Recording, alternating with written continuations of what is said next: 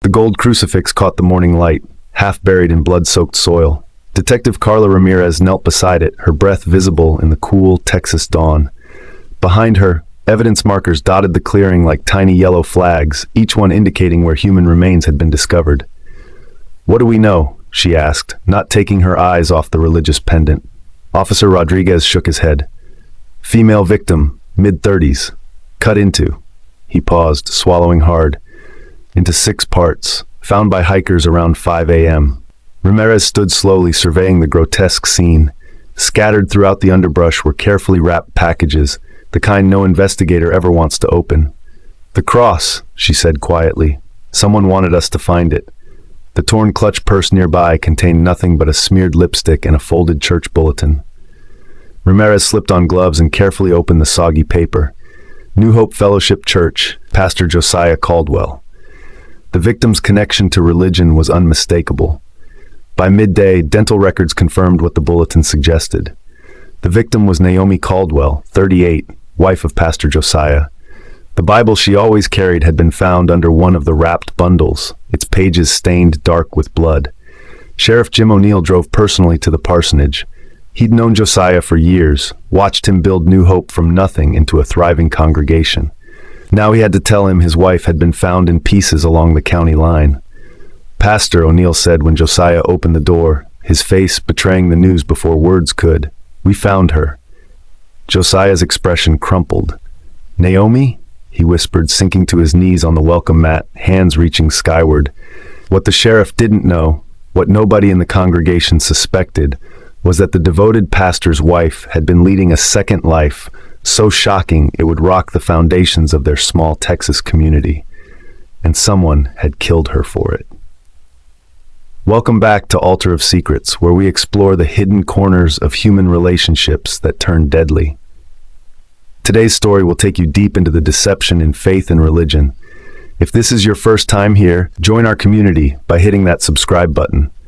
Turn on notifications so you never miss our uploads, each one carefully researched and crafted to both entertain and educate. Your engagement and comments help others find these important stories, and your contributions can help someone else out there. Tell us in the comment what country you are watching from. We're always amazed at how these stories connect us across borders.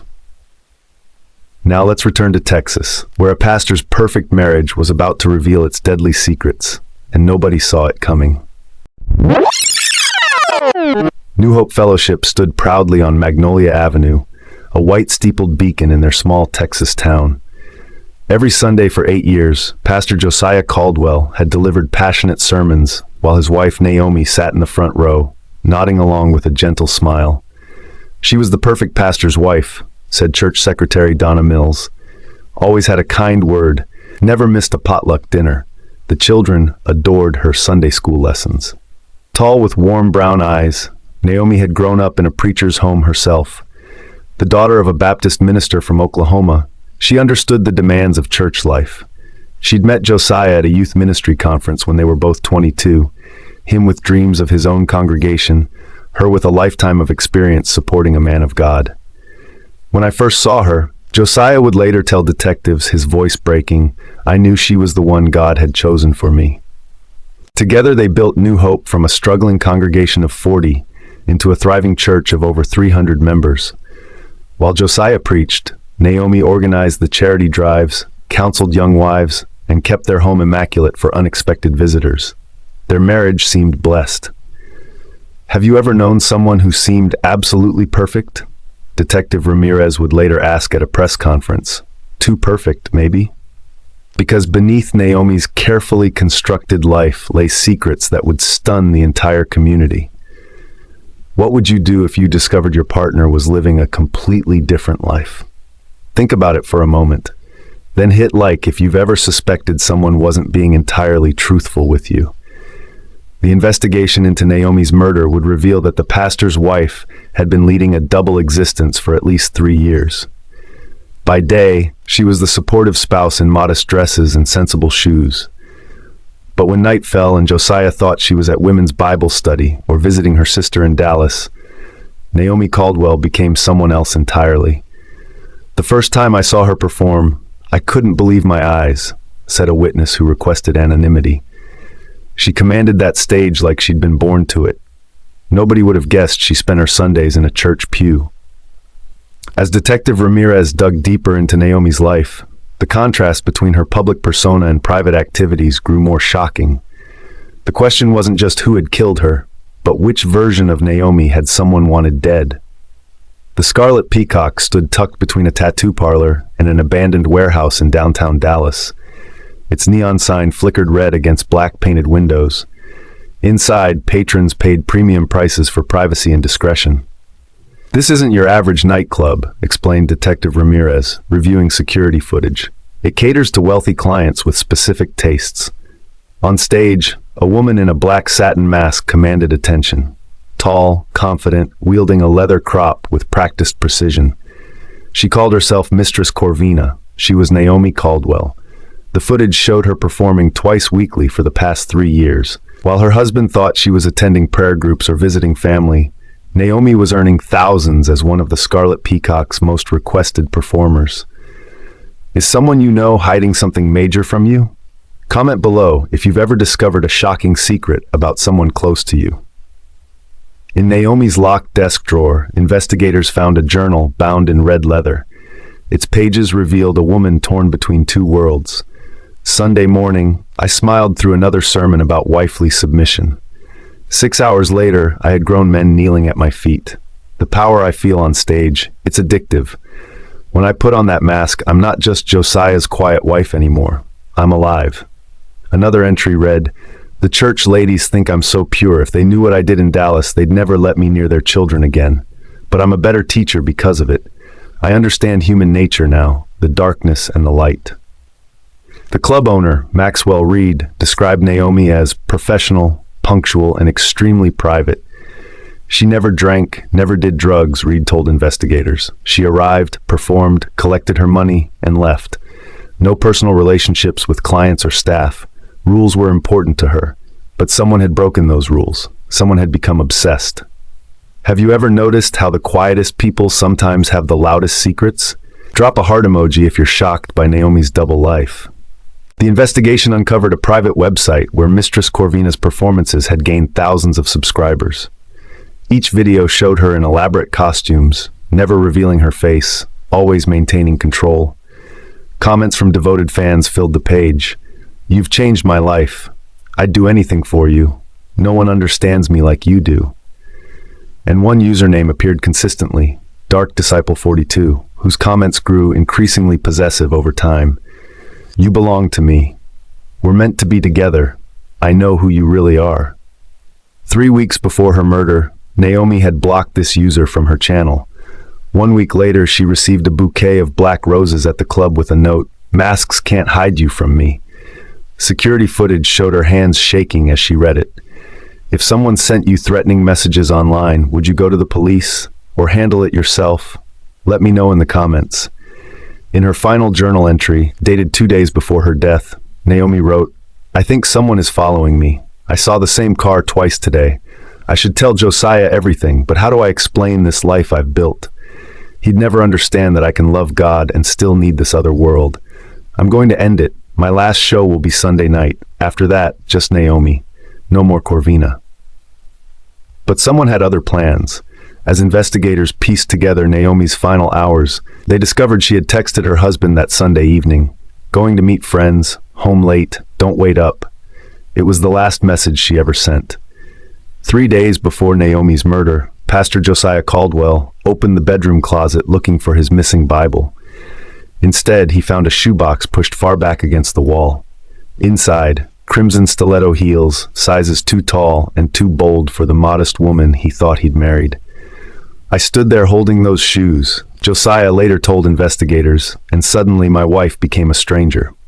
That night, while Naomi showered, Josiah checked her laptop. She'd forgotten to close a browser tab.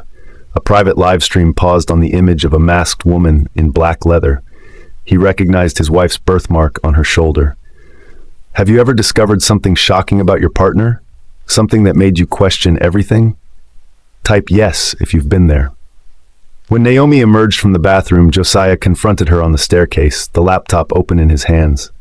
"Who is this?" he demanded. Naomi froze, water still dripping from her hair. Josiah, I can explain. Explain what? That my wife, a pastor's wife, is some kind of performer? His voice cracked on the last word. Naomi sank onto the steps, her composure crumbling. It started as a way to make extra money when the church was struggling. But then it became something else, something just for me. For you? Josiah's voice rose. What about us? What about God? I never stopped believing, she whispered. I just needed to feel powerful somewhere in my life. Tears streamed down her face as she reached for him. I'm so sorry, Josiah. It meant nothing, just something I needed. Does your spouse have a secret identity online? Comment below if you think people reveal their true selves on the internet. For hours they talked, cried, prayed. By morning, exhausted, they'd reached an uneasy truce. Naomi promised it was over. She would quit immediately. Josiah agreed to forgiveness, though his trust was shattered. We'll get through this, he told her, though his eyes remained distant. God will guide. Sunday morning, they sat together in church as always. No one in the congregation noticed anything amiss as Pastor Josiah preached about redemption. Naomi sang hymns, her voice clear and strong. After service, she kissed him goodbye. I'm meeting friends, she said. I'll be home late. Josiah nodded, watching her walk to her car. It was the last time he saw her alive. What he didn't know, what police would later discover, was that Naomi had driven straight to the Scarlet Peacock for one final performance. She texted the club owner, "After tonight, I'm done forever." Someone made sure of that. The interrogation room at the county sheriff's office felt smaller than usual. Detective Ramirez studied Pastor Josiah Caldwell across the metal table. His eyes were red-rimmed, hands clasped as if in constant prayer. "Tell me about Sunday night," she said, recording device blinking between them. "I waited up until midnight," Josiah replied. Called her phone several times. No answer. He looked down at his wedding band. I thought she was angry about our fight." "And what fight was that, Pastor?" His hesitation lasted 3 seconds too long. "Just marriage things." Ramirez leaned forward. "Pastor Caldwell, we know about your wife's activities at the Scarlet Peacock." The color drained from his face. "I only found out last week," he whispered. "She promised to stop." "Did that make you angry enough to follow her?" "I would never hurt Naomi." His voice broke. "Never." Without evidence placing him at the scene, they couldn't hold him. But Ramirez noted how he turned his wedding band nervously, around and around. "If your partner betrayed your trust, what would you do? Like this video if you believe forgiveness is possible. Comment if you'd walk away." The autopsy results painted a brutal picture. Dr. Melissa Chen, county medical examiner, pointed to the screen showing X-rays of Naomi's remains. Cause of death was manual strangulation. The dismemberment occurred post-mortem using a sharp, heavy blade, likely a butcher's cleaver or similar tool. "Professional?" asked Ramirez. "Methodical," Dr. Chen corrected. Each cut was precise at the joints. The killer took their time. Most disturbing was what they found in Naomi's pockets, a church bulletin and the gold crucifix deliberately placed there after death. "Someone sending a message," Ramirez told her partner. "This wasn't random." The breakthrough came when tech specialists recovered deleted videos from Naomi's cloud storage. Footage showed Mistress Corvina performing for an exclusive audience. Though her face remained masked, her distinctive movements matched Naomi perfectly. Word spread through the congregation like wildfire. Church elder Marjorie Langston called an emergency meeting. "We must pray for Josiah and remember Naomi as she was here with us," she urged. Not as whatever she became outside these walls. But the whispers continued. Children asked innocent questions about masks and secrets. Parents exchanged uncomfortable glances. Have you ever discovered someone wasn't who they claimed to be? Double tap if you've been deceived by someone you trusted. The investigation took a sharp turn when analysts traced Naomi's final movements. Security cameras showed her entering the Scarlet Peacock at 8:42 p.m. Sunday. At 11:17 p.m. she exited alone, looking over her shoulder repeatedly. A dark sedan pulled from the curb, following her car. "We need to identify that vehicle," Ramirez ordered, "and check every regular at that club."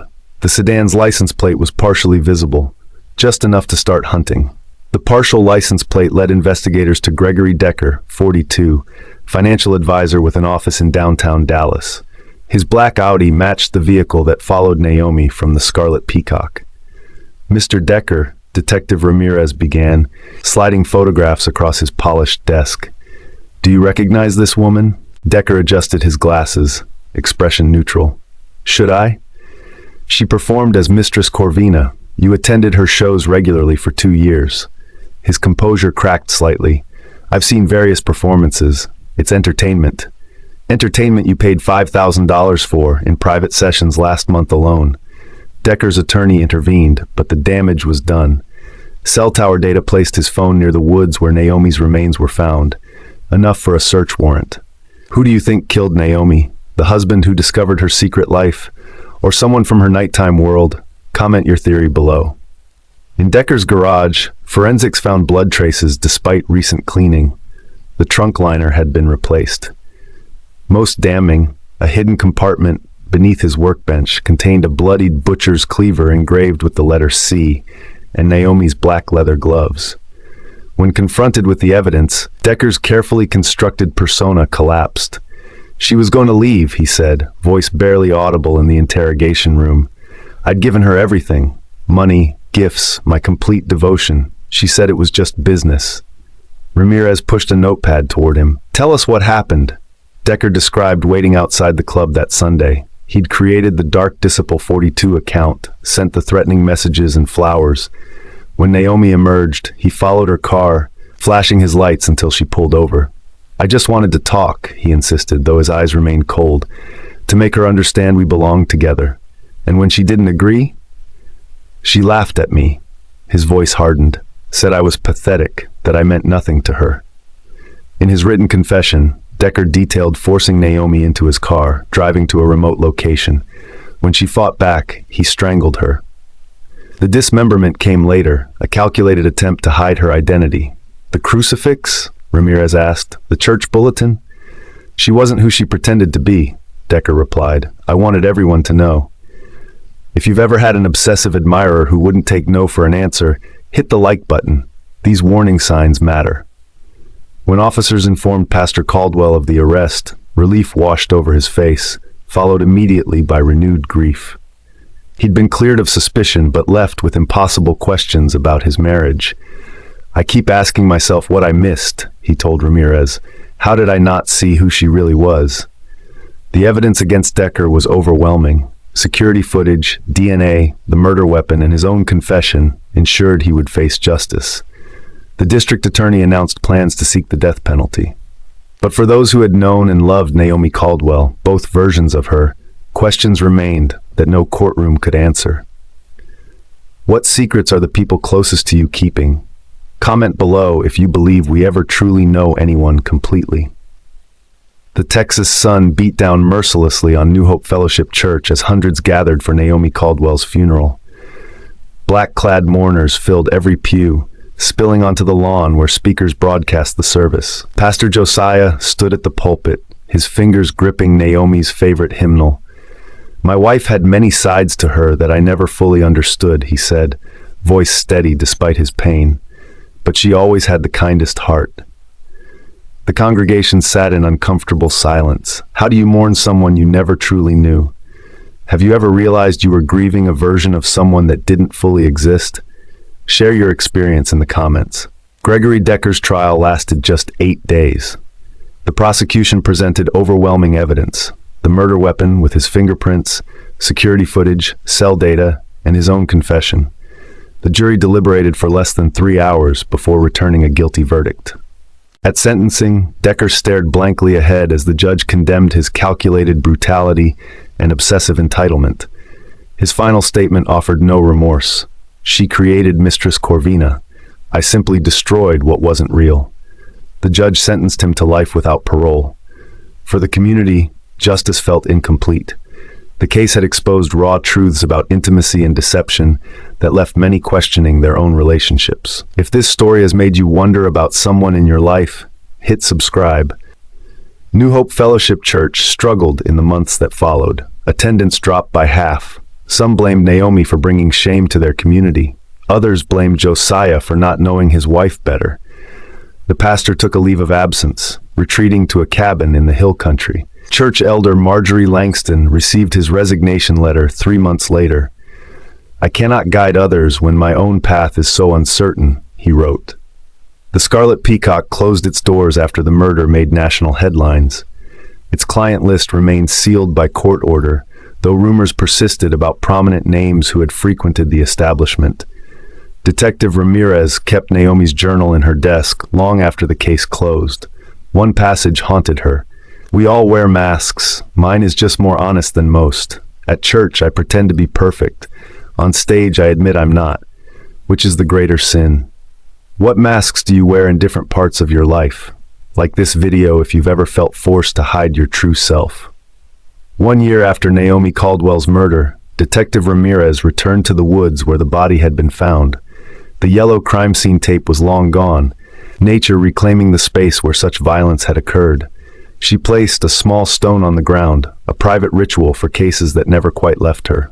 "The Caldwell case teaches us something profound about human nature," Ramirez reflected in her final report. "We bury our secrets deep, but they rarely stay buried. They emerge when we least expect, sometimes with deadly consequences." The tragedy left lasting impacts across multiple lives. New Hope Fellowship eventually reopened under new leadership, though many original members had scattered to other congregations. The building itself was sold last month. Josiah Caldwell moved to Arizona, where he works as a counselor for couples in crisis. In a rare interview, he shared, "I've learned that love without complete honesty is just an illusion. Naomi and I both kept parts of ourselves hidden. That silence cost us everything." What secrets do you think are acceptable to keep in a relationship? What crosses the line? Share your thoughts below. Gregory Decker remains in maximum security, his appeals exhausted. Prison records show he receives no visitors. The most revealing postscript came from Naomi's sister, who finally spoke publicly. Naomi felt trapped between two worlds, the perfect wife everyone expected and the powerful woman she wanted to be. She couldn't find a way to be both, so she split herself in two. That division created the crack where danger slipped in. The warning signs were there for anyone paying attention. Naomi's unexplained absences, sudden cash deposits, the growing distance between her and Josiah. But everyone saw only what they expected to see. A devoted pastor's wife, a commanding performer. Never the complex, conflicted woman beneath both personas. If this story affected you, please subscribe and share it with someone who needs to hear it. Your support helps us continue bringing these crucial lessons to light. What would you have done differently if you were Naomi or Josiah? Let us know in the comments. Until next time, remember, the true crime in Naomi's story wasn't just her brutal murder. It was the slow death of authenticity that preceded it, the suffocation of truth under layers of expectation and pretense. Thank you for joining us today. See you on another story from the Altar of Secrets. Bye for now.